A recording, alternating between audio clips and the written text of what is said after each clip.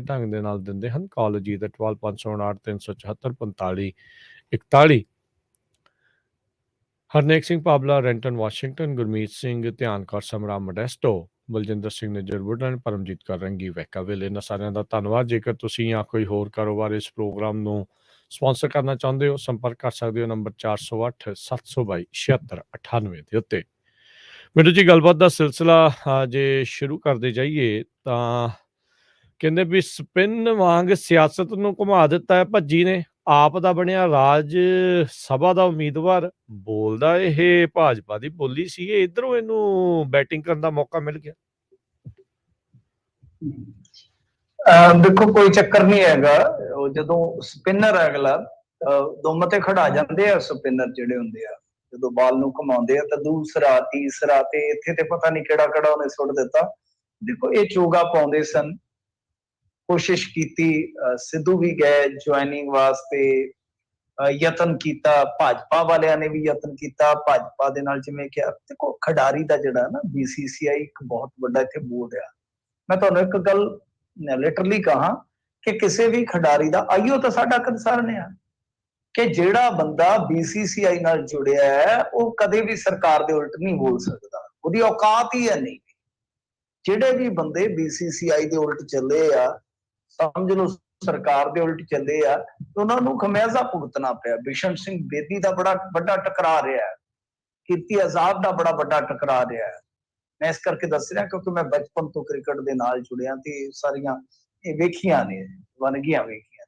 ਸੋ ਜਿਨ੍ਹਾਂ ਨੂੰ ਪੈਨਸ਼ਨ ਮਿਲਦੀ ਹੈ, ਜਿਹੜਾ ਰਿਟਾਇਰਡ ਕ੍ਰਿਕਟ ਖਿਡਾਰੀ ਆ ਉਹਨੂੰ ਵੀ ਪੈਨਸ਼ਨ ਦਿੱਤੀ ਜਾਂਦੀ ਹੈ ਬੋਰਡ ਵੱਲੋਂ। ਕਮੈਂਟੇਟਰ ਇਹ ਬਣਦੇ ਆ, ਇਹ ਖੁਦ ਹਰਭਜਨ ਸਿੰਘ ਕਮੈਂਟੇਟਰ ਆ ਪੈਨਲ ਦੇ ਵਿੱਚ ਆ। ਇਸ ਤੋਂ ਇਲਾਵਾ ਜੇ ਤੁਸੀਂ ਦੇਖੋਗੇ ਤਾਂ ਗਾਂ ਇਹਨਾਂ ਦੀ ਕੋਚ ਬਣਨ ਦੀ ਸੰਭਾਵਨਾ ਹੁੰਦੀ, IPL ਦੇ ਵਿੱਚ ਮੈਂਟੋਰ ਬਣਨ ਦੀ ਸੰਭਾਵਨਾ ਹੁੰਦੀ ਹੈ। ਸੋ ਇਹ ਤੇ ਕਿਤੇ ਵੀ ਮੈਨੂੰ ਨਹੀਂ ਲੱਗਦਾ ਕਿ ਇਹਨਾਂ ਦੀ ਖੁੱਲ ਕੇ ਪਾਰੀ ਕੋਈ ਵੇਖਣ ਨੂੰ ਮਿਲੂਗੀ। ਖੈਰ ਚਲੋ ਜਿੱਦਾਂ ਚੱਲਦਾ ਹੈ। ਆਮ ਆਦਮੀ ਪਾਰਟੀ ਵਾਲਿਆਂ ਨੇ ਜਦੋਂ ਸਾਡੇ ਪੰਜਾਬੀਆਂ ਨੇ ਹੱਕ ਦਿੱਤੇ ਆ ਕਿ ਜਿਹਨੂੰ ਮਰਜ਼ੀ ਘੱਲ ਦਿਓ, MLA ਉਹਨਾਂ ਦੇ ਆ, ਫਿਰ ਗੱਲ ਹੀ ਕਾਹਦੀ। ਉਹ ਕਹਿੰਦੇ ਕਿ ਅਸੀਂ ਬੈਸਟ ਚੁਣੇ ਆ। ਰੌਲਾ ਇਹ ਮੈਂ ਜਿਵੇਂ ਤੁਹਾਨੂੰ ਦੱਸਿਆ ਕਿ ਇੱਥੇ ਕੌਨਫਲਿਕਟ ਆਫ ਇੰਟਰਸਟ ਵੀ ਆ। ਮੈਂ ਹਰਭਜਨ ਸਿੰਘ ਦੀ ਪੋਲੀਟੀਕਲ ਗੇਂਦਬਾਜ਼ੀ ਤੇ ਦੱਸਣ ਡਿਆ ਸੀਗਾ, ਪਰ ਮੇਨ ਗੱਲ ਤੇ ਜਿਹੜੀ ਉਹ ਮੈਂ ਦੂਜੇ ਪਾਸੇ ਘੁਮਾ ਦਿੱਤੀ। ਖੈਰ ਮੈਂ ਵੀ ਸਪਿਨਰ ਹੀ ਬਣ ਰਿਹਾ ਸੀਗਾ। ਮਸਲਾ ਇਹ ਹੈ ਕਿ ਚਲੋ ਉਹ ਘੁਮਾ ਗਿਆ ਸਾਰਿਆਂ ਨੂੰ, ਕਿ ਭਾਜਪਾ ਵਗੈਰਾ ਵਾਲਿਆਂ ਨੂੰ ਉਹਨੇ ਹੱਥ ਨਹੀਂ ਆਉਣ ਦਿੱਤਾ। ਮਤਲਬ ਜਿਹੜੀ ਗੱਲ ਹਰਭਜਨ ਮਾਨ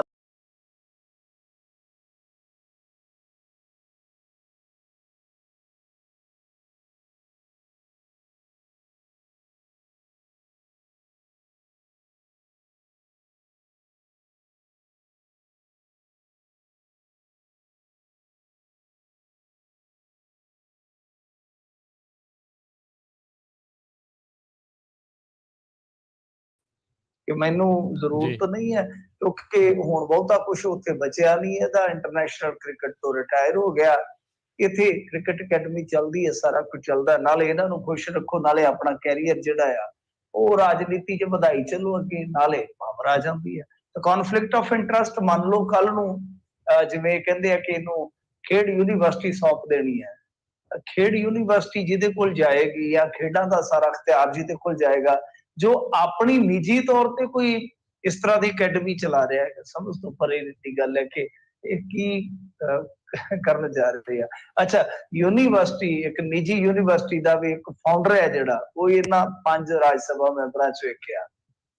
ਤੇ ਲੋਕ ਪਿੱਟਦੇ ਪਏ ਆ ਕਿ ਕਾਰਪੋਰੇਟ ਮੁਖੀ ਜਿਹੜੀ ਇਸ ਵੇਲੇ ਦੀ ਪੜ੍ਹਾਈ ਹੈ, ਉਹ ਜਿਹੜੀਆਂ ਸਾਡੀਆਂ ਨਿੱਜੀ ਤੋਂ ਇਲਾਵਾ ਸਰਕਾਰੀ ਯੂਨੀਵਰਸਿਟੀਆਂ ਨੇ ਉਹਨਾਂ ਦਾ ਬੇੜਾ ਧੋ ਕੇ ਰੱਖ ਰਹੀ ਹੈ।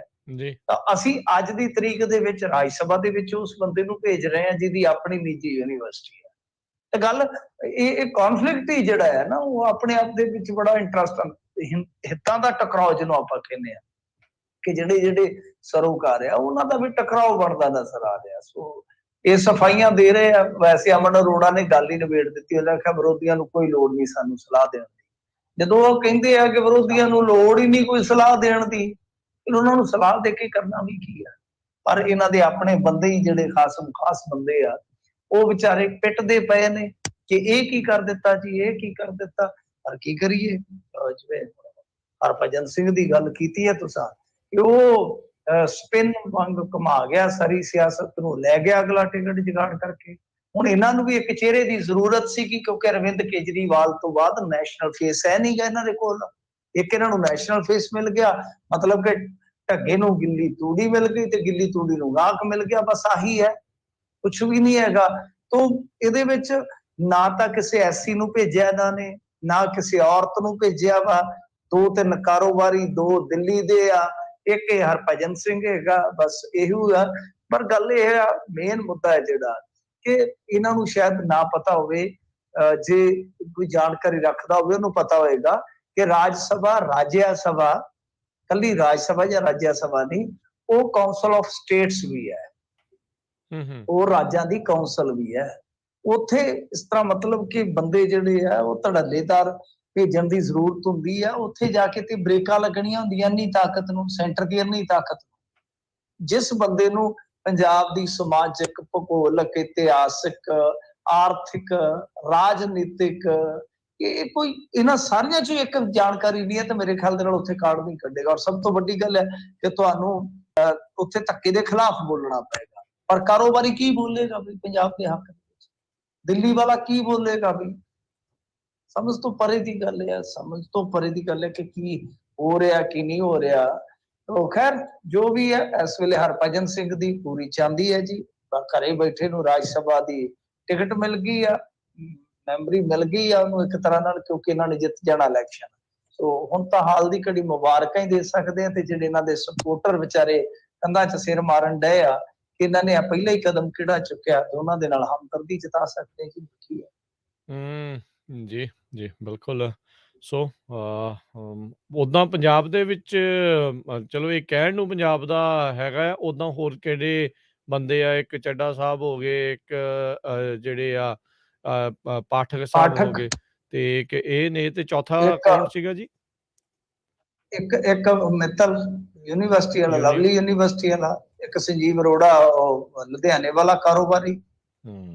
ਸੋ ਦੇਖੋ, ਇਹ ਪਤਾ ਨਹੀਂ ਹੁਣ ਅੱਗੇ ਕੀ ਬਣੂਗਾ। ਸ਼ੁਰੂਆਤ ਦੇ ਵਿੱਚ ਤਾਂ ਇਹ ਵਿਵਾਦਾਂ ਦੇ ਵਿੱਚ ਇਸ ਦੇ ਨਾਲ ਘਿਰ ਗਏ ਆ। ਸੋ ਜਿਹੜੇ ਸੂਤਰ ਮਿੰਟੂ ਜੀ ਕਹਿ ਸਕਦੇ ਆ ਵੀ ਇਹ ਉਦੋਂ ਗੱਲਾਂ ਕਰਦੇ ਸੀ, ਕਿਤੇ ਨਾ ਕਿਤੇ ਉਹਨਾਂ ਦੀਆਂ ਗੱਲਾਂ ਸਟੀਕ ਜਿਹੜੀਆਂ ਉਹ ਇਸ ਵਾਰ ਨਿਕਲ ਗਈਆਂ ਨੇ। ਭਗਵੰਤ ਮਾਨ ਹੁਣਾਂ ਦੇ ਕੋਲ ਗ੍ਰਹਿ ਤੇ ਖੇਤੀਬਾੜੀ ਸਣੇ 27 ਮੰਤਰਾਲੇ। ਇੱਥੇ ਰੱਖ, ਚਲੋ ਵਧੀਆ ਗੱਲ ਹੈ ਜੀ। ਸਾਰੇ ਮੰਤਰਾਲੇ ਜਿਹੜੇ ਆ ਉਹ ਵੰਡੇ ਗਏ ਆ। ਹਾਲ ਦੀ ਘੜੀ ਕਹਿ ਲਓ ਕਿ ਸਭ ਤੋਂ ਜ਼ਿਆਦਾ ਬੋਝ ਹੈ ਜਿਹੜਾ ਉਹ ਭਗਵੰਤ ਸਿੰਘ ਮਾਨ ਜਿਹੜੇ ਚੀਫ ਮਿਨਿਸਟਰ ਹੈ ਉਹਨਾਂ ਦੇ ਕੋਲ ਆ। ਸੋ ਉਹਨਾਂ ਦੇ ਕੋਲ ਵੱਡੇ ਮਹਿਕਮੇ ਚਲੇ ਗਏ ਨੇ। ਵਜ਼ਾਰਤਾਂ ਦੀ ਜਿਹੜੀ ਵੰਡ ਕੀਤੀ ਗਈ ਹੈ ਉਹਦੇ ਵਿੱਚ ਜੇ ਆਪਾਂ ਦੇਖੀਏ ਤਾਂ 27 ਮਹਿਕਮੇ ਨੇ ਇਹਨਾਂ ਦੇ ਕੋਲ। ਵਿਜੀਲੈਂਸ, ਪਰਸੋਨਲ, ਇਸ ਤੋਂ ਇਲਾਵਾ ਇੰਡਸਟਰੀ, ਸਥਾਨਕ ਸਰਕਾਰਾਂ, ਲੋਕਲ ਬੋਡੀਜ਼ ਜਿਹਨੂੰ ਆਪਾਂ ਕਹਿੰਦੇ ਆ, ਲੇਬਰ, ਫਿਰ ਰੁਜ਼ਗਾਰ, ਇਸ ਤੋਂ ਇਲਾਵਾ ਸ਼ਹਿਰੀ ਆਵਾਬਾਜ਼ੀ, ਸ਼ਹਿਰੀ ਵਿਕਾਸ ਮੰਤਰਾਲਾ, food processing, science technology, freedom fighter ਮਹਿਕਮਾ ਵਗੈਰਾ ਵਗੈਰਾ ਇਹਨਾਂ ਦੇ ਕੋਲ ਆ। ਮੇਨ ਮਤਲਬ ਕਿ ਜਿੱਦਾਂ ਲਾ ਲਓ ਕਿ ਹੋਮ ਹੈ, ਵਿਜੀਲੈਂਸ ਆ, ਸਾਰੀ ਤਾਕਤ ਇਹ ਅਕਸਰ ਚੀਫ ਮਿਨਿਸਟਰ ਆਪਣੇ ਕੋਲ ਰੱਖਦੇ। ਪਰਸੋਨਲ ਅਫਸਰਸ਼ਾਹੀ ਦੇ ਉੱਤੇ ਕਿਸੇ ਕੰਜਾ ਜਿੱਦਾਂ ਕਹਿ ਲਓ, ਜਾਂ ਜਿਹੜੇ ਹੋਰ ਵਿੱਤੀ ਮਸਲੇ ਵੀ ਹੋ ਸਕਦੇ ਨੇ, ਤਾਂ ਉਹ ਜਿਹੜੇ ਆ ਤਕਰੀਬਨ ਇਹਨਾਂ ਦੇ ਕੋਲ ਇੰਡਸਟਰੀ ਆ ਗਈ ਆ, ਲੋਕਲ ਬੋਡੀਜ਼, ਇਹ ਸਾਰੇ ਮਲਾਈਦਾਰ ਹੀ ਹੈ ਜੀ। ਮਲਾਈਦਾਰ ਤੋਂ ਕੀ ਭਾਵ ਹੈ ਕਿ ਜਿਨ੍ਹਾਂ ਤੋਂ ਆਉਣਾ ਹੁੰਦਾ, ਕਿਉਂਕਿ ਸਭ ਤੋਂ ਵੱਡਾ ਚੈਲੰਜ ਪਤਾ ਕੀ ਆ, ਜਿਹੜਾ ਮਰਜ਼ੀ ਮੰਤਰੀ ਜਿਹਨੂੰ ਮਰਜ਼ੀ ਬਿਠਾ ਦਿਓ, ਕੋਈ ਦਿੱਕਤ ਨਹੀਂ ਆਏਗੀ, ਸਭ ਕੁਝ ਅਫਸਰਸ਼ਾਹੀ ਕਰ ਦਿੰਦੀ ਆ। ਪੰਗਾ ਪੈਂਦਾ ਆ ਸਿਹਤ ਤੇ ਸਿੱਖਿਆ ਚਲਾਉਣ ਦੀ। ਇਹ ਗੱਲ ਯਾਦ ਰੱਖ ਲਿਓ ਕਿ ਪੰਗਾ ਉੱਥੇ ਪੈਂਦਾ। ਉਹ ਡਿਪਾਰਟਮੈਂਟ ਜਿਹੜਾ ਚਲਾਏਗਾ ਨਾ, ਉਹਨੂੰ ਆਪਾਂ ਮੰਨਾਂਗੇ, ਜਿਵੇਂ ਕਹਿੰਦੇ ਨਾ, ਬਾਜ਼ੀਗਰ ਉਹ ਕਹਿਲਾਏਗਾ ਜਾਂ ਵਕਤ ਦਾ ਸਿਕੰਦਰ ਉਹ ਕਹਿਲਾਏਗਾ। ਸੋ ਗੱਲ ਇਹ ਆ ਕਿ ਗੁਰਮੀਤ ਹੇਅਰ ਹੈ ਜਿਹੜਾ, ਗੁਰਮੀਤ ਸਿੰਘ ਮੀਤ ਹੇਅਰ, ਉਹਨੂੰ ਦਿੱਤਾ ਗਿਆ ਐਜੂਕੇਸ਼ਨਲ ਮਿਨਿਸਟਰੀ। ਤੇ ਇਸ ਤੋਂ ਇਲਾਵਾ ਜੇ ਤੁਸੀਂ ਦੇਖੋਗੇ ਤਾਂ ਵਿਜੇ ਸਿੰਗਲਾ, ਜਿਨ੍ਹਾਂ ਨੇ ਸਿੱਧੂ ਮੂਸੇਵਾਲਾ ਦਿਲ ਦਾ ਨਹੀਂ ਮਾੜਾ ਉਹਨੂੰ ਹਰਾਇਆ ਸੀਗਾ, ਉਹਨੂੰ ਬਣਾਇਆ ਹੈਲਥ ਮਿਨਿਸਟਰ। ਸੋ ਜੋ ਸਾਡੇ ਮਲੋਟ ਤੋਂ ਜਿੱਤੇ ਸਨ ਡਾਕਟਰ ਬਲਜੀਤ ਕੌਰ ਜੀ, ਉਹਨਾਂ ਨੂੰ ਬਣਾਇਆ ਗਿਆ ਮਹਿਲਾ ਭਲਾਈ, ਬਾਲ ਵਿਕਾਸ ਤੇ ਸਮਾਜਿਕ ਸੁਰੱਖਿਆ।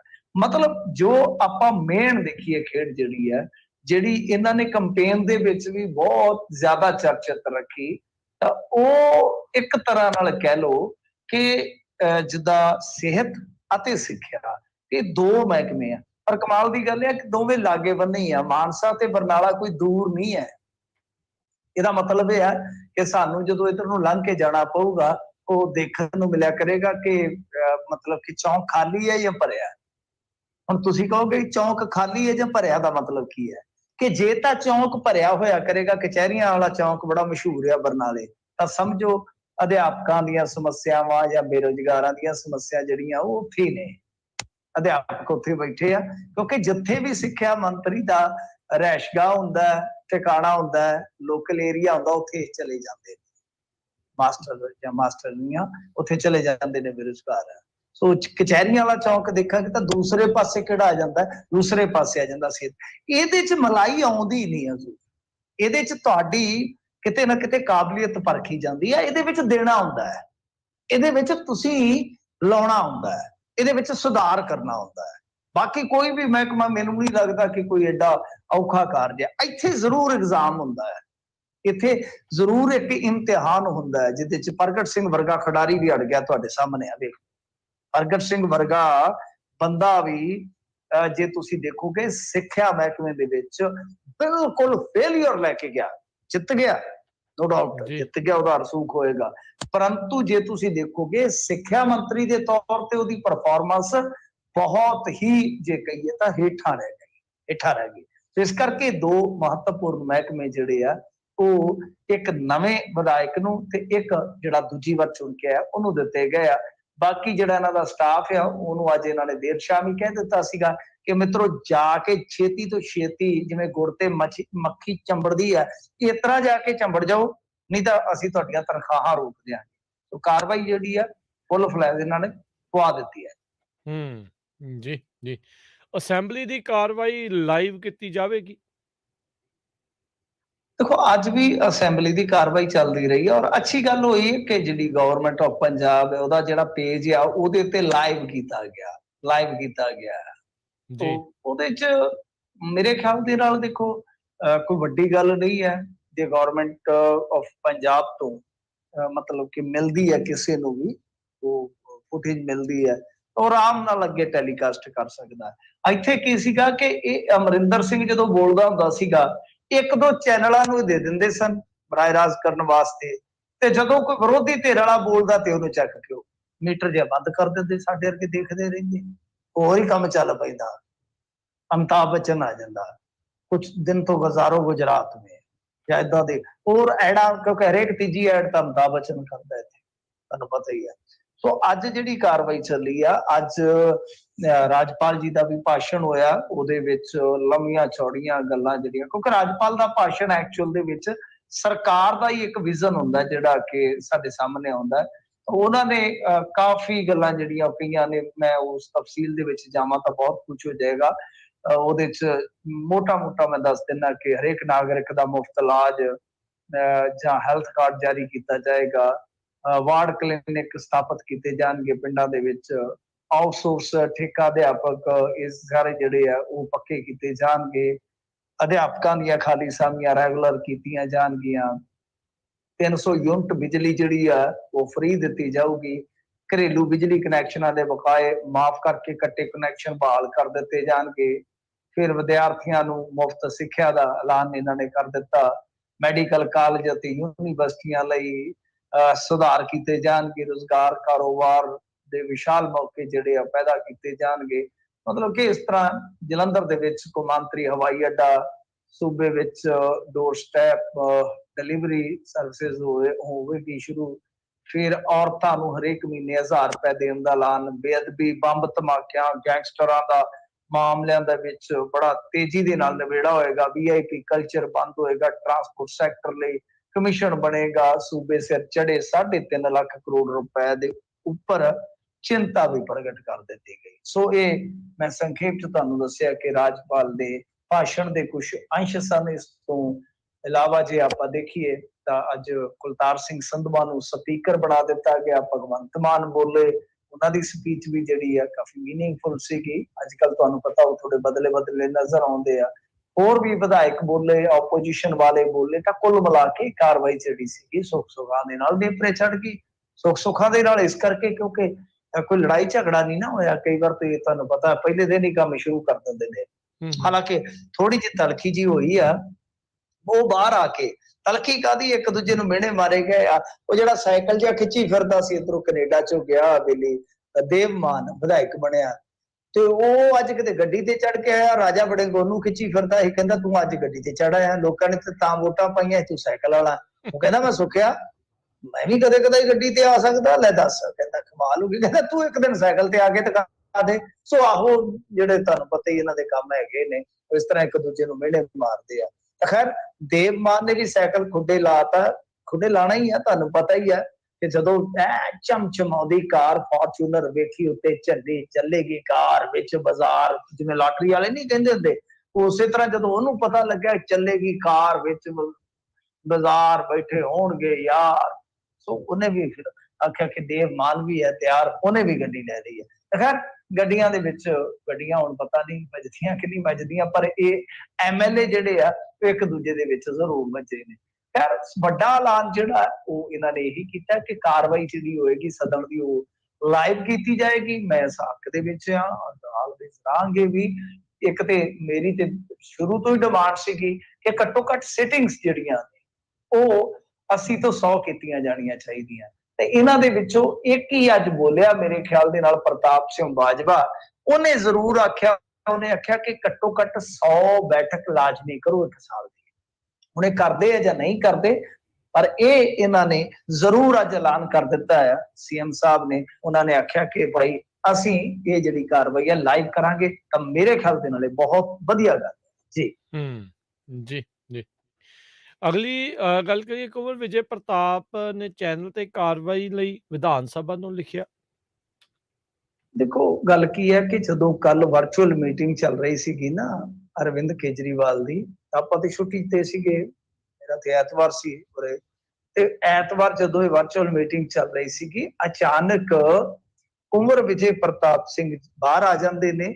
ਹੁਣ ਦੇਖੋ ਸਾਡਾ ਮੀਡੀਆ, ਪਤਾ ਨਹੀਂ, ਮੈਂ ਮਾਫ ਕਰਨਾ, ਮੈਂ ਤੇ ਖੁਦ ਬੜਾ ਘੱਟ ਪੜਿਆ ਲਿਖਿਆ ਇਨਸਾਨ ਹਾਂ, ਪਰ ਇੰਨੀ ਕੁ ਲਿਆਕਤ ਸਿੱਖੀ ਆ, ਬੜੇ ਵੱਡੇ ਵੱਡੇ ਲੋਕਾਂ ਦੇ ਨਾਲ ਇੰਟਰਵਿਊ ਕੀਤੇ ਆ, ਬੜੇ ਵੱਡੇ ਵੱਡੇ ਲੋਕਾਂ ਨੂੰ ਕ੍ਰਾਸ ਕੁਐਸਚਨਿੰਗ ਵੀ ਕੀਤੀ ਆ, ਬੇਇੱਜ਼ਤੀ ਵੀ ਕਰਵਾਈ ਆ ਬੜੇ ਵੱਡੇ ਲੀਡਰਾਂ ਤੋਂ। ਮੈਂ ਤੁਹਾਨੂੰ ਸਹੀ ਗੱਲ ਦੱਸਾਂ, ਭਗਵੰਤ ਮਾਨ ਵੀ ਇੱਕ ਵਾਰੀ ਪੈ ਗਿਆ ਸੀਗਾ ਕਿ, ਪਰ ਕੀ ਕਰੀਏ, ਪੱਤਰਕਾਰੀ ਪੇਸ਼ਾ ਹੈ, ਪੇਸ਼ੈਂਸ ਰੱਖਣੀ ਪੈਂਦੀ ਹੈ, ਬਹੁਤ ਧੀਰਜ ਰੱਖਣੀ ਪੈਂਦੀ ਹੈ। ਅੱਗੋਂ ਕੋਈ ਆਪਦਾ ਆਪ ਗਵਾ ਲਵੇ, ਪੱਤਰਕਾਰ ਦਾ ਕੰਮ ਨਹੀਂ ਹੈ ਕਿ ਪੱਤਰਕਾਰ ਆਪਣਾ ਆਪ ਗਵਾ ਲੈ। ਸੋ ਜਿਵੇਂ ਕੈਮਰੇ ਦੇ ਸਾਹਮਣੇ ਇੱਕ ਐਕਟਰ ਦੀ ਮਰਿਆਦਾ ਹੁੰਦੀ ਹੈ, ਕੈਮਰੇ ਦੇ ਸਾਹਮਣੇ ਪੱਤਰਕਾਰ ਦੀ ਵੀ ਇੱਕ ਮਰਿਆਦਾ, ਹਾਲਾਂਕਿ ਲੀਡਰਾਂ ਦੀ ਕੋਈ ਮਰਿਆਦਾ ਨਹੀਂ, ਪਰ ਅੱਜ ਕੱਲ ਤੁਹਾਨੂੰ ਪਤਾ ਸਾਰਾ ਕੁਝ ਇੱਕ ਹੋਇਆ। ਮੈਂ ਤੁਹਾਨੂੰ ਦੱਸ ਰਿਹਾ ਸੀਗਾ ਕਿ ਮੈਂ ਖੁਦ ਇੱਕ ਬੀਬੀ ਜਿਹੜੀ ਕਿ ਹੋ ਸਕਦਾ ਡਿਗਰੀ ਹੋਲਡਰ ਹੋਏਗੀ ਜਰਨਲਿਜ਼ਮ ਦੇ ਵਿੱਚ, ਅਸੀਂ ਕਹਿੰਦੇ ਫਲਾਣਾ ਐਵੇਂ ਪੱਤਰਕਾਰੀ ਕਰਨ ਬਹਿ ਜਾਂਦਾ ਹੈ, ਉਹਦੇ ਕੋਲ ਤੇ ਡਿਗਰੀ ਨਹੀਂ ਹੈ। ਡਿਗਰੀਆਂ ਵਾਲੇ ਦੇ ਹਾਲ ਤੁਹਾਨੂੰ ਦੱਸਦਾ, ਇੱਕ ਵੱਡੇ ਚੈਨਲ ਦੀ ਪੱਤਰਕਾਰ। ਅੱਛਾ, ਹੁਣ ਲੀਡਰ ਨੇ ਜਵਾਬ ਨਹੀਂ ਦਿੱਤਾ ਤੁਹਾਡੇ ਕੁਐਸਚਨ ਦਾ, ਉਹ ਜਾ ਰਿਹਾ, ਕੁੰਵਰ ਵਿਜੇ ਪ੍ਰਤਾਪ ਜਾ ਰਿਹਾ। ਹੁਣ ਬੀਬੀ ਉਹ ਕੀ ਕਹਿ ਰਹੀ ਆ, ਉਹ ਕਹਿ ਰਹੀ ਆ ਕਿ ਭੱਜਦੇ ਸਵਾਲਾਂ ਤੋਂ ਭੱਜਦੇ ਜਾ ਰਹੇ ਨੇ ਕੁੰਵਰ ਵਿਜੇ ਪ੍ਰਤਾਪ। ਇਹ ਮੈਂ ਖੁਦ ਕੰਨੀ ਸੁਣਿਆ। ਭੱਜ, ਯਾਰ ਇਹ ਸ਼ਬਦ ਨਹੀਂ ਇਸਤੇਮਾਲ ਕੀਤਾ ਜਾ ਸਕਦਾ, ਪੱਤਰਕਾਰੀ ਦੀ ਭਾਸ਼ਾ ਨਹੀਂ। ਉਹ ਭੱਜ ਨਹੀਂ ਰਿਹਾ, ਉਹ ਟਲ ਰਿਹਾ। ਤੁਸੀਂ ਕਹਿ ਸਕਦੇ ਹੋ ਕਿ ਟਲਦੇ ਨਜ਼ਰ ਆ ਰਹੇ ਨੇ ਜੀ, ਸਵਾਲਾਂ ਨੂੰ ਟਾਲਦੇ ਨਜ਼ਰ ਆ ਰਹੇ ਨੇ ਜਾਂ ਜਵਾਬ ਨਹੀਂ ਦੇਣਾ ਚਾਹੁੰਦੇ। ਭੱਜਦੇ ਦਾ ਕੀ ਮਤਲਬ ਹੈ ਬਈ? ਆ ਸਾਡੇ ਕੋਲ ਕੋਈ ਤਲਵਾਰ ਹੈ, ਕੋਈ ਸਾਡੇ ਤੋਂ ਡਰ ਰਿਹਾ ਹੋ? ਸਾਡੇ ਕੋਲ ਇੱਕ ਕਲਮ ਹੈ, ਸਾਡੇ ਕੋਲ ਇੱਕ ਮਾਈਕ ਹੈ। ਜੇ ਕੋਈ ਨਹੀਂ ਜਵਾਬ ਦਿੰਦਾ, ਸਾਡੇ ਕੋਲ ਕੋਈ ਰੱਸਾ ਨਹੀਂ ਹੈਗਾ ਕਿ ਅਸੀਂ ਗੱਲ ਦੇ ਵਿੱਚ ਪਾ ਲਈਏ। ਸੋ ਇੱਕ ਚੈਨਲ ਨੇ ਇਸ ਤਰ੍ਹਾਂ ਦੀਆਂ ਖਬਰਾਂ ਚਲਾਈਆਂ ਨੇ, ਉਹ ਚੈਨਲ ਬਾਦਲਾਂ ਦਾ ਹੀ ਹੈ, ਤੁਹਾਨੂੰ ਪਤਾ ਵੈਬ ਚੈਨਲ ਹੈ ਉਹਨਾਂ ਦਾ, ਇੱਕ ਮੇਨ ਸਟ੍ਰੀਮ ਦਾ ਤੇ ਇੱਕ ਵੈਬ ਚੈਨਲ ਆ, ਤੇ ਉਹਨਾਂ ਦਾ ਕੰਮ ਹੀ ਹੁੰਦਾ ਸਵੇਰੇ ਤੜਕੇ 6 ਵਜੇ ਤੋਂ ਲੱਗ ਪੈਂਦੇ ਆ ਚੀਕ ਝਾੜਾ ਪਾਉਣ। ਉਹ ਵੀ ਅਰਨਬ ਗੋਸਵਾਮੀ ਦੇ ਚੇਲੇ ਚੇਲੀਆਂ ਹੀ ਆ, ਮੈਂ ਤੁਹਾਨੂੰ ਸਿੱਧੀ ਗੱਲ ਦੱਸਾਂ। ਤਾਂ ਇਹਨਾਂ ਨੇ ਫਿਰ ਲਿਖ ਦਿੱਤਾ, ਕਿਉਂਕਿ ਦੇਖੋ ਹੁਣ ਕੁੰਵਰ ਵਿਜੇ ਪ੍ਰਤਾਪ ਸਿੰਘ ਦਾ ਅੱਗੇ ਵੀ 1-2 ਪੱਤਰਕਾਰਾਂ ਦੇ ਨਾਲ ਰੇੜਕਾ ਪੈ ਗਿਆ ਸੀਗਾ। ਚਲੋ ਮੈਂ ਨਹੀਂ ਕਹਿੰਦਾ ਕਿ ਹਮੇਸ਼ਾ ਪੱਤਰਕਾਰ ਗਲਤ ਹੁੰਦੇ, ਕਈ ਵਾਰ ਲੀਡਰ ਵੀ ਗਲਤ ਹੋ ਜਾਂਦੇ ਆ, ਬਟ ਹੋਇਆ ਕੀ ਸੀਗਾ ਕਿ ਉਸ ਤੋਂ ਬਾਅਦ ਕੁੰਵਰ ਵਿਜੇ ਪ੍ਰਤਾਪ ਸਿੰਘ ਜਿਹੜੇ ਕਿ ਬੜੇ ਜ਼ਿਆਦਾ ਪੱਤਰਕਾਰਾਂ ਦੇ ਨਾਲ ਦੋਸਤਾਨਾ ਸੰਬੰਧ ਰੱਖਦੇ, ਉਹ ਦੂਰੀ ਬਣਾ ਗਏ ਸਨ। ਇਸ ਤੋਂ ਇਲਾਵਾ ਜਿਹੜੀ ਗੱਲ ਹੈ ਕਿ ਹੁਣ ਕੁੰਵਰ ਵਿਜੇ ਪ੍ਰਤਾਪ ਸਿੰਘ ਉਹ ਇੱਕ ਅਫਸਰ ਨਹੀਂ ਹੈ ਜਿਹੜੇ ਕਿ ਨੌਕਰੀ ਛੱਡ ਚੁੱਕੇ ਸੀ, ਉਹ ਇਸ ਟਾਈਮ ਵਿਧਾਨਕਾਰ ਆ ਔਰ ਪੱਤਰਕਾਰ ਜਿੰਨੇ ਵੀ ਆ ਉਹਨਾਂ ਨੂੰ ਪਤਾ ਹੋਏਗਾ ਕਿ ਉਹਨਾਂ ਦੇ ਕੋਲ ਇਸ ਵੇਲੇ ਸਾਡੇ ਨਾਲੋਂ ਵਧੇਰੇ ਸ਼ਕਤੀਆਂ ਹੁੰਦੀਆਂ ਨੇ। ਸੋ ਇਸ ਕਰਕੇ ਜਦੋਂ ਵੀ ਕੋਈ ਇਸ ਤਰ੍ਹਾਂ ਦੀ ਗੱਲ ਹੁੰਦੀ ਆ ਤਾਂ ਜਿਹੜਾ ਵਿਸ਼ੇਸ਼ ਮਰਿਆਦਾ ਹਨਨ ਦਾ ਮਾਮਲਾ ਹੁੰਦਾ ਉਹ ਹੋ ਜਾਂਦਾ। ਸੋ ਇਸ ਕਰਕੇ ਮੈਨੂੰ ਲੱਗਦਾ ਕਿ ਇਹਨਾਂ ਨੇ ਵਿਧਾਨ ਸਭਾ ਨੂੰ ਉਸੇ ਹੀ ਸੰਦਰਭ 'ਚ ਦੇਖਿਆ ਕਿ ਮੈਂ ਐਮਐਲਏ ਆ ਤਾਂ ਮੇਰੀ ਇੱਕ ਤਰ੍ਹਾਂ ਨਾਲ ਇਹਨਾਂ ਨੇ ਉੱਥੇ ਇਨਸਲਟ ਕੀਤੀ ਹੈ ਜਾਂ ਗਲਤ ਖਬਰ ਚਲਾਈ ਹੈ। ਸੋ ਵਿਧਾਨ ਸਭਾ ਬਈ ਤਲਬ ਕਰ ਸਕਦੀ ਹੈ ਚੈਨਲ ਨੂੰ ਵੀ ਜਾਂ ਪੱਤਰਕਾਰ। ਜੀ। ਅੰਮ੍ਰਿਤਸਰ ਦੇ ਮੇਅਰ ਨੂੰ ਗੱਦੀ ਤੋਂ ਉਤਾਰਨ ਦਾ ਕਾਂਗਰਸੀ ਕੌਂਸਲਰਾਂ ਨੇ ਆਪਣੇ ਪੱਧਰ ਤੇ ਲਿਆ ਬੇਭਰੋਸਗੀ ਮਤਾ। ਉਹ ਦੇਖੋ ਇਹ ਸਾਰਾ ਕੁਝ ਰਹਿਣਾ ਥੋੜੀ ਆ ਹੁਣ ਜਿੰਨਾ ਮਰਜੀ ਉਹ ਦੀਵਾ ਕਹਿੰਦੇ ਹੁੰਦੇ ਨਾ ਕਿ ਦੀਵਾ ਬੁਝਣ ਤੋਂ ਪਹਿਲਾਂ ਫੜਾਫੜਾਹਟ ਹੁੰਦੀ ਹੈ ਜਿਹੜੀ ਫੜਫੜਾਹਟ ਫੜ ਕਰਦਾ ਦੀਵਾ। ਤੁਸੀਂ ਵੇਖਿਆ ਹੋਣਾ ਨਾ ਪਹਿਲਾਂ ਕੱਚ ਦੀ ਬੋਤਲ 'ਚ ਵੀ ਲਾ ਲੈਂਦੇ ਹੁੰਦੇ ਸੀ ਉਹ ਕੱਢ ਕੇ ਫੰਬਾ ਜਿਹਾ, ਮੈਨੂੰ ਅੱਜ ਵੀ ਯਾਦ ਹੈ ਬੱਤੀ 'ਚ ਨਾ ਤੇ ਉਹ 'ਚ ਅਧੀਆ ਜਿਹਾ ਚੱਲਦਾ ਰਹਿੰਦਾ ਹੁੰਦਾ ਸੀ। ਹੁਣ ਤੇ ਪੈਟਰੋਲ ਪੰਪ ਬਣਾਉਣ ਲੱਗ ਗਏ, ਦੰਗਿਆਂ 'ਚ ਇਸਤੇਮਾਲ ਕਰਦੇ। ਉਦੋਂ ਸਾਡੇ ਵੇਲੇ ਮਿੱਟੀ ਦਾ ਤੇਲ ਪਾਇਆ ਕਰਦੇ ਸੀ, ਸਾਡੇ ਵੇਲੇ ਕੀ ਸ਼ਾਇਦ ਤੁਹਾਡੇ ਵੇਲੇ। ਸੋ ਉਹ ਇੱਕ ਦੀਵਾ ਉਦੋਂ ਪਹਿਲਾਂ ਲੋਹੇ ਦਾ ਦੀਵਾ ਹੁੰਦਾ ਸੀਗਾ, ਮਿੱਟੀ ਦਾ ਵੀ ਦੀਵਾ ਰਿਹਾ, ਦੀਵੇ ਤੇ ਆਪਾਂ ਦੇਖਦੇ ਹੀ ਆ। ਉਹ ਦੀਵਾ ਜਦੋਂ ਬੁਝਣ ਤੇ ਆਉਂਦਾ ਤੇ ਫੜ ਕਰਦਾ। ਇਹ ਹੁਣ ਕਾਂਗਰਸੀਆਂ ਦਾ ਜਿਹੜਾ ਕੰਮ ਹੈ ਬਸ ਬਿਲਕੁਲ ਉਸੇ ਤਰ੍ਹਾਂ ਦਾ ਹੀ ਹੈ, ਦੀਵੇ ਵਾਲਾ ਹੀ ਆ। ਦੀਵੇ ਤੋਂ ਭਾਵ ਕੀ ਹੈ ਕਿ ਇੱਕ ਵਾਰੀ ਤੇ ਬਿਲਕੁਲ ਜਿੱਥੇ ਜਿੱਥੇ ਵੀ ਪਾਵਰ ਹੈਗੀ ਆ ਉੱਥੇ ਉੱਥੇ ਉਹ ਪਾਵਰ ਦਾ ਦੀਵਾ ਬੁਝ ਜਾਣਾ ਹੈ। ਅੰਮ੍ਰਿਤਸਰ ਦੀ ਮੇਅਰੀ ਇਹਨਾਂ ਦੇ ਕੋਲ ਸੀਗੀ, ਮੇਅਰਸ਼ਿਪ ਇਹਨਾਂ ਦੇ ਕੋਲ ਸੀਗੀ। ਚੱਕਰ ਕੀ ਹੈ ਕਿ ਰਿੰਟੂ ਜਿਹੜਾ ਕਰਮਜੀਤ ਸਿੰਘ ਰਿੰਟੂ ਆ ਅਮਰਿੰਦਰ ਸਿੰਘ ਦਾ ਨਜ਼ਦੀਕੀ ਸੀਗਾ ਕਿਸੇ ਟਾਈਮ। ਹੋਇਆ ਕਿ ਉਸ ਤੋਂ ਬਾਅਦ ਨਵਜੋਤ ਸਿੰਘ ਸਿੱਧੂ ਹੱਥ ਪਾਵਰ ਆਈ, ਇਹਨੂੰ ਪਤਾ ਸੀਗਾ ਕਿ ਖਰਾਬ ਕਰੇਗਾ, ਪਾਸੇ ਹਟ ਗਿਆ। ਇੱਕ ਦੋ ਵਾਰੀ ਪਹਿਲਾਂ ਨੇ ਟਿਕਟ ਦਾ ਯਤਨ ਕੀਤਾ, ਨਹੀਂ ਗੱਲ ਬਣੀ। ਉਸ ਤੋਂ ਬਾਅਦ ਫਿਰ ਆਮ ਆਦਮੀ ਪਾਰਟੀ 'ਚ ਹੀ ਰਲ ਗਿਆ ਸੀਗਾ। ਇਸ ਕਰਕੇ ਹੁਣ ਸੀਨੀਅਰ ਡਿਪਟੀ ਮੇਅਰ ਹੈ ਉੱਥੇ ਰਮਨ ਬਖਸ਼ੀ ਤੇ ਉਹਨੂੰ ਅੰਮ੍ਰਿਤਸਰ ਦਾ ਮੇਅਰ ਇਹਨਾਂ ਨੇ ਐਲਾਨ ਦਿੱਤਾ। ਜ਼ਿਲ੍ਹਾ ਕਾਂਗਰਸ ਕਮੇਟੀ ਦੇ ਪ੍ਰਧਾਨ ਅਸ਼ਵਨੀ ਪੱਪੂ ਹੈਗੇ ਉੱਥੇ ਤੇ ਉਹਨਾਂ ਨੇ ਸੰਦੀਪ ਰਿਸ਼ੀ ਦੇ ਦਫ਼ਤਰ ਪਹੁੰਚ ਕੇ ਜਿਹੜੇ ਮੇਰੇ ਖਿਆਲ ਦੇ ਨਾਲ ਉੱਥੇ ਕਮਿਸ਼ਨਰ ਤੇ ਉਹਨਾਂ ਵੱਲੋਂ ਇਹ ਜਿਹੜੀ ਮੀਟਿੰਗ ਹੈ ਰੱਦ ਕੀਤੇ ਜਾਣ ਦਾ ਵਿਰੋਧ ਜਤਾਇਆ। ਐਲਾਨ ਕੀਤਾ ਕਿ ਨਗਰ ਨਿਗਮ ਅੰਮ੍ਰਿਤਸਰ ਦੇ ਮੇਅਰ ਕਰਮਜੀਤ ਰਿੰਟੂ ਜੋ ਪਹਿਲਾਂ ਹੀ ਕਾਂਗਰਸ ਪਾਰਟੀ ਨਾਲ ਸੰਬੰਧਿਤ ਹਨ ਹੁਣ ਆਮ ਆਦਮੀ ਪਾਰਟੀ 'ਚ ਸ਼ਾਮਲ ਹੋ ਗਏ ਆ, ਜਿਸ ਕਰਕੇ ਉਹਨਾਂ ਨੂੰ ਕਾਂਗਰਸ ਵੱਲੋਂ ਆਪਣਾ ਮੇਅਰ ਨਹੀਂ ਮੰਨਿਆ ਜਾ ਰਿਹਾ। ਮਤਲਬ ਕਿ ਦੇਖੋ ਇਹ ਆਮ ਆਦਮੀ ਪਾਰਟੀ 'ਚ ਸ਼ਾਮਲ ਹੋ ਗਿਆ। ਦੇਖੋ ਕਿੱਡੇ ਚਲਾਕ ਹੁੰਦੇ ਨੇ ਲੋਕ। ਇਹ ਸ਼ਾਮਲ ਹੋ ਗਿਆ ਤੇ ਹੁਣ ਜਿਹੜਾ ਕਮਿਸ਼ਨਰ ਆ ਉਹਨੇ ਚੱਕ ਕੇ ਮੀਟਿੰਗ ਕੈਂਸਲ ਕਰ ਦਿੱਤੀ ਹੋਣੀ ਉਹਨੂੰ, ਕਿਉਂਕਿ ਪਤਾ ਹੈ ਕਿ ਕਾਂਗਰਸੀਆਂ ਦੇ ਕੋਲ ਬਹੁਮਤ ਆ, ਇਹ ਲਾ ਦੇਣਗੇ। ਸੋ ਇਸੇ ਕਰਕੇ ਇਹ ਜੋੜ ਤੋੜ ਚੱਲਦਾ। ਮੈਂ ਜਿਵੇਂ ਕਹਿ ਰਿਹਾ ਹੌਲੀ ਵੈਸੇ ਹੀ ਇਹਨਾਂ ਦੇ ਬੰਦੇ ਪਾੜ ਗਏ ਸਨ, ਹੌਲੀ ਉਹ ਬੰਦੇ ਤੋੜ ਕੇ ਤੇ ਤੁਹਾਨੂੰ ਪਤਾ ਹੀ ਆ ਸੱਤਾਧਾਰੀ ਜਿਹੜੇ ਫਿਰ ਹੌਲੀ ਭਾਵੇਂ ਉਹ ਇਲੈਕਸ਼ਨ ਲੜ ਕੇ ਆਉਣ, ਭਾਵੇਂ ਉਹ ਫਿਰ ਕੋਈ ਤਿਕੜਮ ਕਰਕੇ ਆਉਣ, ਹੌਲੀ ਉਹ ਸਾਰੀਆਂ ਇਹੋ ਜਿਹੀਆਂ ਕੁਰਸੀਆਂ ਹਥਿਆ ਲੈਂਦੇ। ਜੀ। ਕਿਸਾਨ ਸੰਗਠਨ ਬਹੁਤੇ ਕਾਨੂੰਨਾਂ ਦੇ ਹੱਕ 'ਚ ਸਨ, ਕਮੇਟੀ ਦਾ ਖੁਲਾਸਾ। ਦੇਖੋ ਇਹ ਕਮੇਟੀ ਉਹ ਕਮੇਟੀ ਹੈ ਸ਼ਾਇਦ ਜਿਹੜੀ ਸੁਪਰੀਮ ਕੋਰਟ ਨੇ ਬਣਾਈ ਸੀਗੀ। ਤਾਂ ਇੱਕ ਅਖਬਾਰ ਦੇ ਵਿੱਚ ਕੁਝ ਅੰਸ਼ ਨੇ, ਤੁਹਾਨੂੰ ਯਾਦ ਹੋਣਾ ਕਿ ਜਦੋਂ ਰੌਲਾ ਪਿਆ ਸੁਪਰੀਮ ਕੋਰਟ 'ਚ ਮਾਮਲਾ ਗਿਆ, ਇੱਕ ਕਮੇਟੀ ਦਾ ਗਠਨ ਕੀਤਾ ਗਿਆ ਸੀ ਜਿਸ ਨੂੰ ਐਸਕੇਐਮ ਨੇ ਮਾਨਤਾ ਨਹੀਂ ਸੀ ਦਿੱਤੀ। ਇਹ ਯਾਦ ਰੱਖਣ ਯੋਗ ਗੱਲ ਆ। ਉਸ ਤੋਂ ਬਾਅਦ ਫਿਰ ਬੜਾ ਲੰਮਾ ਸਮਾਂ ਲਿਆ ਇਸ ਕਮੇਟੀ ਨੇ ਫਿਰ ਰਿਪੋਰਟ ਵੀ ਜਿਹੜੀ ਹੈ ਸਬਮਿਟ ਕਰ ਦਿੱਤੀ ਸੀਗੀ, ਪਰੰਤੂ ਉਸ ਤੋਂ ਬਾਅਦ ਫਿਰ ਮਾਮਲਾ ਚੱਲਦਾ ਆਇਆ ਔਰ ਇੱਕ ਦਿਨ ਅਚਾਨਕ ਨਰਿੰਦਰ ਮੋਦੀ ਜੀ ਨੇ ਉਹ ਕਾਨੂੰਨ ਫਿਰ ਵਾਪਸ ਲੈ ਲਏ ਸਨ ਜਾਂ ਕਹਿ ਲਓ ਰੱਦ ਕਰ ਦਿੱਤੇ ਸਨ। ਹੁਣ ਇੱਕ ਅਖਬਾਰ ਨੇ ਕੁਝ ਮਤਲਬ ਕਿ ਉਹਨਾਂ ਦਾ ਐਕਸੈਸ ਹਾਸਲ ਕੀਤਾ ਹੋਏਗਾ ਜਾਂ ਕੁਝ ਅੰਸ਼ ਜਿਹੜੇ ਆ ਉਹ ਪ੍ਰਾਪਤ ਕੀਤੇ ਹੋਣਗੇ, ਤਾਂ ਉਹਨਾਂ ਦੇ ਆਧਾਰ ਤੇ ਕਿਹਾ ਤੇ ਦਰਅਸਲ ਜਿਹੜੀ ਇਹ ਰਿਪੋਰਟ ਸੀਗੀ ਇਹਦੇ ਵਿੱਚ ਤਾਂ ਇਹਨਾਂ ਨੇ ਇਹ ਕਿਹਾ ਸੀਗਾ ਕਿ 86% ਕਿਸਾਨ ਸੰਗਠਨ ਸਰਕਾਰ ਦੇ ਖੇਤੀ ਕਾਨੂੰਨਾਂ ਤੋਂ ਖੁਸ਼ ਹੈ। ਬਸ ਉਹੀ ਗੱਲ ਜਿਹੜੀ ਐਸਕੇਐਮ ਕਹਿੰਦਾ ਸੀਗਾ। ਇਹ ਕਮੇਟੀ ਉਹ ਕਮੇਟੀ ਹੈ ਜਿਹਨੇ ਸਾਡੇ ਉਲਟ ਵਗਣਾ ਹੀ ਵਗਣਾ ਆ, ਇਹਨੇ ਸਾਡੇ ਹੱਕ ਦੇ ਵਿੱਚ ਕੋਈ ਗੱਲ ਨਹੀਂ ਲਿਖਣੀ। ਤਾਂ ਕਹਿੰਦੇ ਆ ਕਿ ਕਿਸਾਨ ਸੰਗਠਨ ਕਰੀਬ 3 ਕਰੋੜ ਕਿਸਾਨਾਂ ਦਾ ਪ੍ਰਤੀਨਿਧਿਤਵ ਹਿੰਦੀ 'ਚ ਕਹਿੰਦੇ ਆ, ਜੇ ਇਹਨੂੰ ਪੰਜਾਬੀ 'ਚ ਕਹੀਏ ਕਿ ਨੁਮਾਇੰਦਗੀ ਕਰ ਰਹੇ ਸਨ। 3 ਕਰੋੜ ਕਿਸਾਨਾਂ ਦੀ ਨੁਮਾਇੰਦਗੀ ਕਰ ਰਹੇ ਸੀ।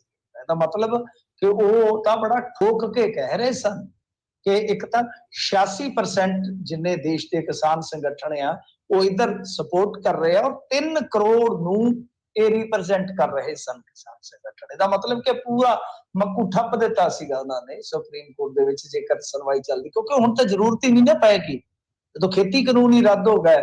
ਹੁਣ ਇਸ ਕਮੇਟੀ ਦੀ ਰਿਪੋਰਟ ਦਾ ਕੰਮ ਹੈ ਜਿਹੜਾ ਉਹ ਮਿੱਟੀ ਆ, ਪਰ ਇਹ ਤੁਸੀਂ ਦੇਖੋ ਕਿ ਕਿੰਨਾ ਠੋਕ ਕੇ ਕੰਮ ਉਹਨਾਂ ਨੇ ਕਰ ਦਿੱਤਾ ਸੀਗਾ। ਪੂਰੀ ਮਤਲਬ ਕਿ ਇਹ ਜਿਹੜੀ ਰਿਪੋਰਟ ਆ ਇਹ ਛਾਣ ਕੇ ਦਿੱਤੀ ਉਹਨਾਂ ਨੇ। ਸੋ ਕਿਸਾਨ ਤੁਹਾਨੂੰ ਪਤਾ ਹੀ ਆ ਬੜੇ ਲੰਮੇ ਸਮੇਂ ਤੋਂ ਸੰਘਰਸ਼ੀਲ ਲੋਕ ਜਿਹੜੇ ਆ ਉਹ ਇਸ ਗੱਲ ਨੂੰ ਭਾਂਪ ਲੈਂਦੇ ਹੁੰਦੇ ਆ ਕਿ ਕਹਾਣੀ ਕੱਲ ਨੂੰ ਕਿੱਧਰ ਨੂੰ ਜਾਣੀ ਹੈ, ਤਾਂ ਬਿਲਕੁਲ ਕਹਾਣੀ ਉਸੇ ਤਰ੍ਹਾਂ ਹੀ ਆਈ ਹੈ।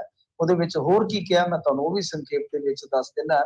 ਉਹਦੇ ਵਿੱਚ ਇਹ ਕਿਹਾ ਗਿਆ ਹੈ ਕਿ ਫਸਲ ਖਰੀਦੀ ਤੇ ਜਾਂ ਜਿਹੜੇ ਹੋਰ ਵਿਵਾਦ ਆ ਉਹਨੂੰ ਸੁਲਝਾਉਣ ਵਾਸਤੇ ਇੱਕ ਆਪਸ਼ਨਲੀ ਵਿਵਸਥਾ ਦੀ ਜ਼ਰੂਰਤ ਆ, ਉਹ ਪ੍ਰਬੰਧ ਕਰ ਦਿਓ। ਮਤਲਬ ਮੰਨਦੇ ਹੈ ਕਿ ਜ਼ਰੂਰਤ ਆ ਪਰ ਆਪਸ਼ਨਲੀ ਉਹ ਇੱਕ ਲਾਗੂ ਕਰ ਦਿਓ। ਨਾਲ ਸੁਝਾਅ ਦਿੱਤਾ ਹੈ ਕਿ ਇਹਦੇ ਲਈ ਕਿਸਾਨ ਅਦਾਲਤ ਵਰਗਾ ਕੋਈ ਮਤਲਬ ਕਿ ਇਸ ਤਰ੍ਹਾਂ ਦਾ ਕੋਈ ਸੰਸਥਾਗਤ ਢਾਂਚਾ ਬਣਾ ਦਿੱਤਾ ਜਾਣਾ ਚਾਹੀਦਾ। ਇਹਨਾਂ ਨੇ ਕਿਹਾ ਕਿ ਅੱਗੇ ਬੁਨਿਆਦੀ ਢਾਂਚੇ ਨੂੰ ਸੁਧਾਰਨ ਲਈ ਇੱਕ ਬਾਡੀ ਬਣਾਉਣ ਦੀ ਜ਼ਰੂਰਤ ਹੈ। ਤੇ ਹੁਣ ਸ਼ਾਇਦ ਮੇਰੇ ਖਿਆਲ ਦੇ ਨਾਲ ਇੱਕ ਕਮੇਟੀ ਜਿਹੜੀ ਰਿਪੋਰਟ ਦੇ ਕੇ ਬੈਠੀ ਆ, ਇਹ ਰਿਪੋਰਟ ਜਲਦੀ ਆ ਜਾਏਗੀ ਮੀਡੀਆ ਦੇ ਵਿੱਚ। ਅੱਜ ਬਿਜ਼ਨਸ ਸਟੈਂਡਰਡ ਨੇ ਜ਼ਰੂਰ ਖਬਰ ਲਾਈ ਆ, ਮੈਨੂੰ ਲੱਗਦਾ ਕਿ ਸਾਰੀ ਦੀ ਸਾਰੀ ਬਾਹਰ ਆ ਜਾਏਗੀ। ਔਰ ਜਿੱਦਣ ਸਾਰੀ ਦੀ ਸਾਰੀ ਬਾਹਰ ਆਈ ਤੁਸੀਂ ਪੜ੍ਹ ਕੇ ਵੇਖਿਓ ਕਿ ਠੀਕ ਇੱਕ ਇੱਕ ਲਾਈਨ ਉਸੇ ਲਾਈਨ ਤੇ ਜਾਏਗੀ ਜਿਸ ਲਾਈਨ ਤੋਂ ਐਸਕੇਐਮ ਵਾਲੇ ਆਗੂ ਡਰਦੇ ਸਨ। ਇਹਨਾਂ ਨੇ ਇਹ ਕਾਂਡ ਕਰ ਦੇਣਾ ਹੈ। ਜੀ ਜੀ ਜੀ। ਤੇ ਮਿੰਟੂ ਜੀ ਸ਼ੁਕਰੀਆ, ਬਹੁਤ ਧੰਨਵਾਦ। ਮਿਲਦੇ ਹਾਂ ਜੀ ਅਗਲੀ ਵਾਰ। ਸਤਿ ਸ਼੍ਰੀ ਅਕਾਲ ਜੀ। ਸਤਿ ਸ੍ਰੀ ਅਕਾਲ ਜੀ। ਪ੍ਰੋਗਰਾਮ ਦੀ ਇੱਥੇ ਹੀ ਹੁਣ ਸਮਾਪਤੀ ਹੈ। ਅਗਲੀ ਵਾਰ ਤੱਕ ਲਈ ਇਜਾਜ਼ਤ। ਮੇਰੇ ਵੱਲੋਂ ਵੀ ਤੁਹਾਨੂੰ ਸਭ ਨੂੰ ਪਿਆਰ ਭਰੀ ਸਤਿ ਸ਼੍ਰੀ ਅਕਾਲ। ਸੁਣਦੇ ਰਹੋ ਜੀ ਪੰਜਾਬੀ ਰੇਡੀਓ USA।